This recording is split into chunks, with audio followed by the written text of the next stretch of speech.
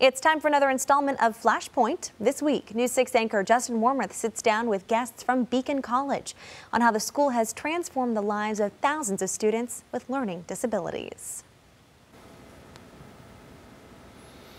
Good morning, I'm Justin Warmoth. Beacon College of Leesburg is the first institution of higher education in the country exclusively serving students with learning differences. Since its founding in 1989, the school has transformed the lives of thousands of students with diagnosed disabilities. And joining me today on Flashpoint, we have Dr. George Hagerty, Beacon College president. Good morning. Good morning. Dr. Rosalyn Johnson, and you are a counseling therapist. Good morning. Good morning. And current student Sarah Tarlowski. Welcome to Flashpoint, guys. Good morning. Thank you very Dr. much. Hagerty, first off, tell us about Beacon College and how it serves students with learning disabilities. In 1989, a group of courageous and visionary parents got together and realized that their sons and daughters with average to high average intelligence who had a learning disability, ADHD, or another learning difference could experience and benefit from a college education. So they founded Beacon College in 1989 as the first accredited four-year institution exclusively devoted to students who learn differently. Every year, high school students stalk their mailboxes. They're always wondering which college I'm getting into. Is the college search more challenging for students with learning disabilities and ADHD? I think the college search, because there's such a diversity of institutions now, and that's the power of American higher education is our diversity. There's such a diversity, I think it can be challenging for any family because you're looking for the right fit. But for students who learn differently, who may have a learning disability, ADHD, who may be on the autistic spectrum, what they really need to look for, and it's particularly important, is that in that fit they have the services that they need. Can you talk about the college experience too with those students that go to Beacon College? Is it, people know the University of Florida, FSU, is it something like that as far as the setting? So the important feature here to remember is that Beacon College is fully accredited as a four-year institution just like any other college or university in Florida. And so we have to meet the same standards of rigor that any other institution has to meet. So there is a curriculum. Our curriculum is a traditional undergraduate curriculum. It's a residential community, so we have housing on campus. So the students who come to Beacon have a traditional undergraduate experience with a few differences. One is that we have a learning specialist model. So the day that a student gets to the institution, they're assigned a learning specialist who is their advocate, their mentor, somebody who will assist them as they go through their 4 years and to ensure that they will graduate successfully. The other piece is that we teach multimodally in the classroom. It's about mastery of content. It's not about how you learn. You may be a visual learner, an auditory learner, or a kinesthetic learner. And those features are all blended into the way that we teach in the classroom. Obviously, transitioning from high school to college is a big deal for a lot of people. How is the college transition more challenging for students with learning disabilities? Again, it gets to that fit. For many of the students, in the K through 12 experience, they've been through a special education program. They may have had an IEP. They certainly probably had a psychoeducational evaluation which kind of directed where they're going in their K through 12 experience. Much of that stops in higher education because the legal requirements are not the same. The institutions that are successful for these students are the ones that provide the appropriate support all along the way. So there's an important question that students and their parents need to ask when they come. What is the graduation rate for students with learning disabilities? What is the program of support that's there? And how involved are the faculty in training for working with students who have a learning disability? Because the truth of the matter is, I've been in higher education for almost 35 years. The truth of the matter is that higher education is generally oriented around this notion of a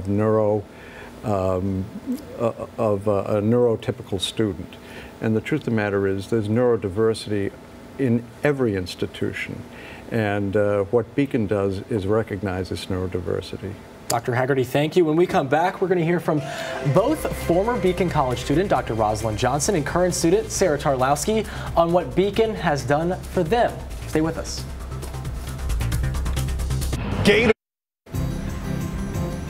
Welcome back to Flashpoint. This morning our guests are from Beacon College in Leesburg. The school serves Central Florida students who have learning disabilities. And Dr. Johnson, earlier we were talking about how the school transforms lives. You were told you may never even speak without electronic assistance. Fast forward to today, and you are the first Beacon graduate to earn a PhD and are practicing counselor. What has Beacon done to transform your life?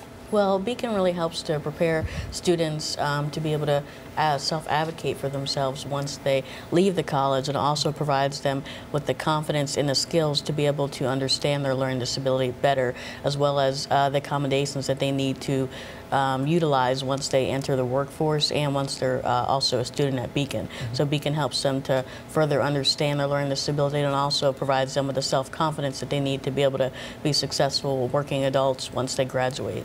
All right. And Sarah, you're our current student, and you're studying business management at Beacon. Yes. How do you like it so far? I like it so much. It has been such a great opportunity for me. I can't even explain how awesome it's been. And how's it been different from high school to now college? Has the transition been easier than you thought? It has been. For me, I went to a public high school and public elementary school, so it kind of was a big difference. In high school, you kind of have to really go out there and like find the support on your own. You have to hunt it down. And for me, coming to Beacon, the support is just all around you. It's everywhere, and they're all there to support you and just be there to help you on your journey. All right. And Dr. Hagerty, Florida ranks among the worst at graduating students with disabilities. That number is just over 52%, pretty staggering. That's compared to just under 80% of students without disabilities. What can Florida do to be different? Well, I think that Florida is starting to take some steps through the legislative process to begin to improve that. But the fundamental piece here, and I had written a piece in the Huffington Post about this, the law promises many, many things to parents and students.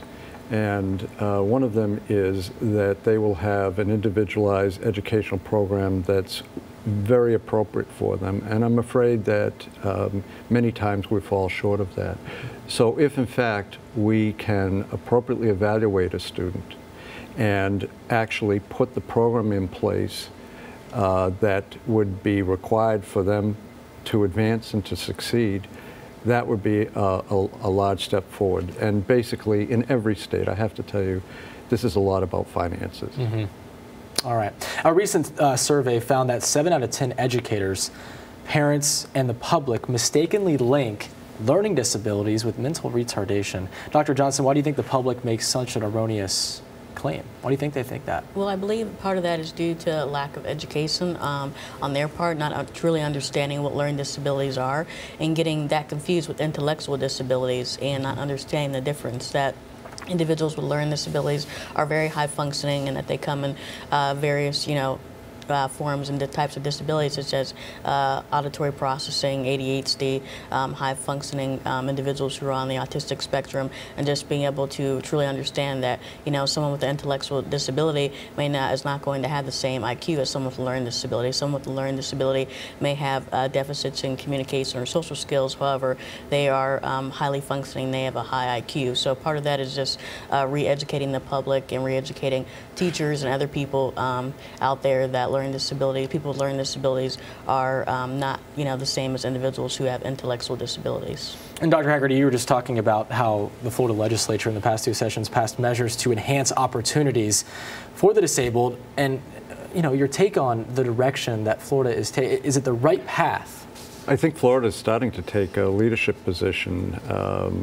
And they've done it in several steps. The first piece that was passed, and I think we all have to extend our gratitude to the Senate President, Andy Gardner, for what he's done in the leadership here. But in the first year, there was a push to help with the finances. Parents worry, what will happen to my son or daughter with a disability when I'm no longer in the picture? And so they developed some legislation that will make it far easier as parents transition out of the lives of some of these students with disabilities who become adults with disabilities. And then this year, there were a number of efforts that I think will really make a difference in both the financing of educational programming, in the scope of educational programming, and as well as some work to motivate the employment sector to hire individuals who have disabilities. And we would end on this note right here. If some of our viewers are watching and they say, hey, this is right up my child's alley, how would they go about getting in touch with the school, going with transcripts and that sort of a thing? Can you explain that process? Certainly.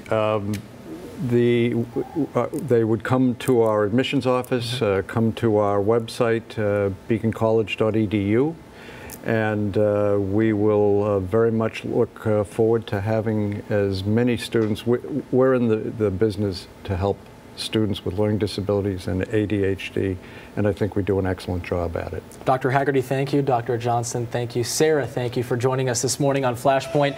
We'll be right back with more news and weather in just a few minutes.